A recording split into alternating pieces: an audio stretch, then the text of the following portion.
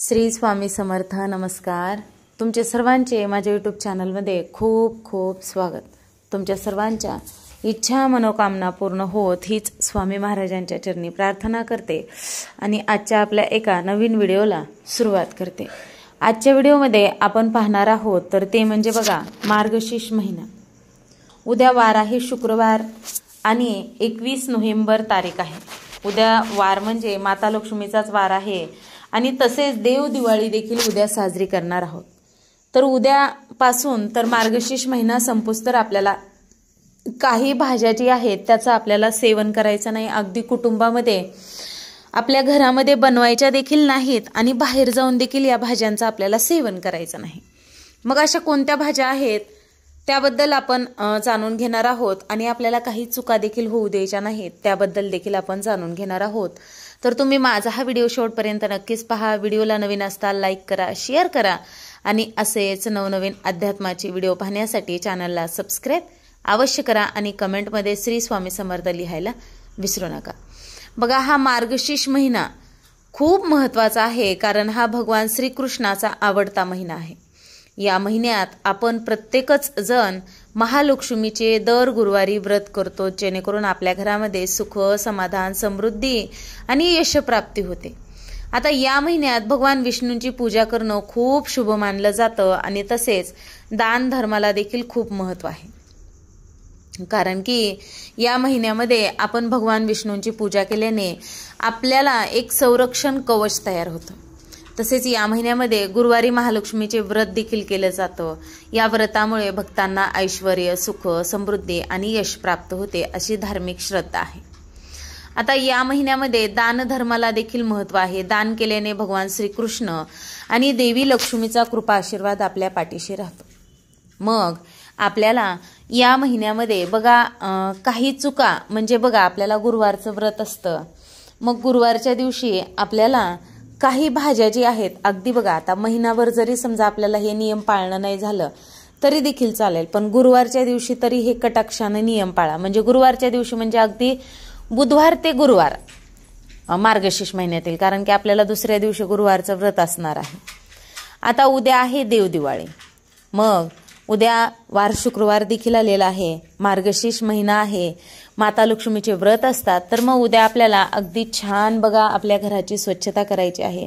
ब्रह्ममुहूर्तावरती उठायचं आहे, स्वच्छ स्नान करायचं आहे. आंघोळीच्या पाण्यामध्ये देखील थोडंसं गंगाजल, हळद टाकून आपल्याला स्नान करायचं आहे. त्यानंतर घरामध्ये एक तांब्या भरून शुद्ध पाणी घ्या, त्यामध्ये 1 चमचाभर हळद आणि हे पूर्ण पाणी आपल्या घरामध्ये शिंपडायचं आहे आणि आपल्या घराची स्वच्छता करून घ्यायची आहे.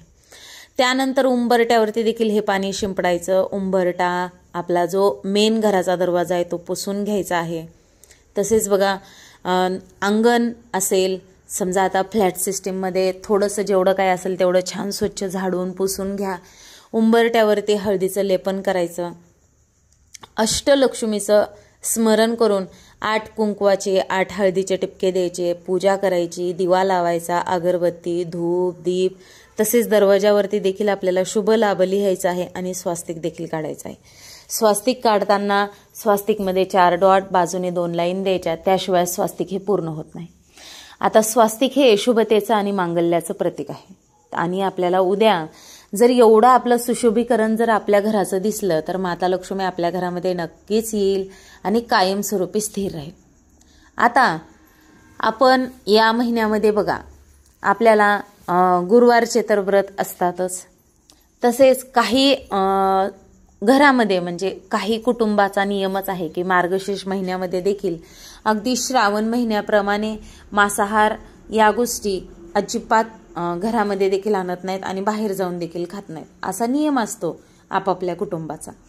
तसेच बघा उद्यापासून ते मार्गशीर्ष महिना संपेपर्यंत आपल्याला देखील आपल्या घरामध्ये मांसाहार अजिबात करायचा नाही.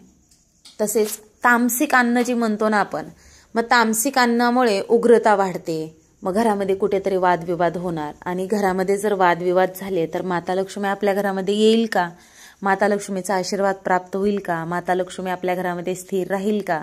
ह्या गोष्टी नक्कीच तुमच्या लक्षात येतील.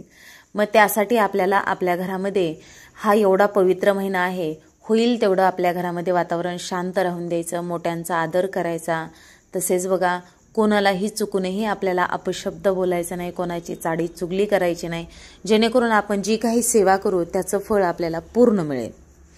आता मांसाहार देखील करायचा नाही. आता मांसाहारामध्ये तुमच्या लक्षात येईल सगळेच मांसाहाराचे प्रकार अजिबात करायचे नाहीत एवढा महिना संपुस्तर.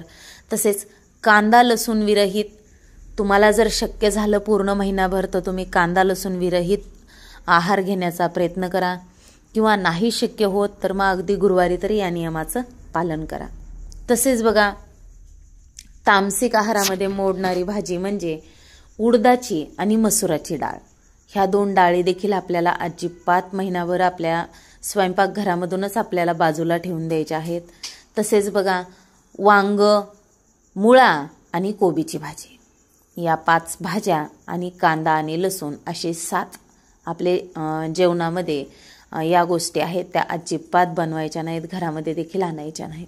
किंवा मग आता तुम्हाला महिनाभर जर शक्य होत नाही या नियमाचं पालन करणं, तर अगदी आपल्याला व्रत आहे, समजा आता बघा दत्त जयंतीचा उपवास आहे, तसेच पुरुषांना चंपाषष्ठी असे व्रत असतात, तसेच आपल्याला गुरुवारचं व्रत असतं, सोमवाराला त्यात एकादशीच्या दिवशी तर नाहीच होत, पण आपल्याला जरी एकादशी व्रत असलं, कुटुंबामध्ये बाकीच्यांना नसलं, तर या भाज्या म्हणजे असे जे मोजक्या आणि विशेष तिथी असतात त्या तिथी वरती तरी तुम्ही या घरामध्ये ज्या काही आपण भाज्या जे काही समजा आत्ता बघितलंय त्या गोष्टी शक्यतो अवॉइड करण्याचा प्रयत्न करा. म्हणजे आपण जी काही सेवा करू त्याचं पुण्य जे आहे ते पूर्ण, आता आपण सेवा करतो ती म्हणजे का आपण म्हणतो का फक्त माझंच बघ, माझंच चांगलं होते, नाही ना, आपण पूर्ण कुटुंबासाठी प्रार्थना करतो ना.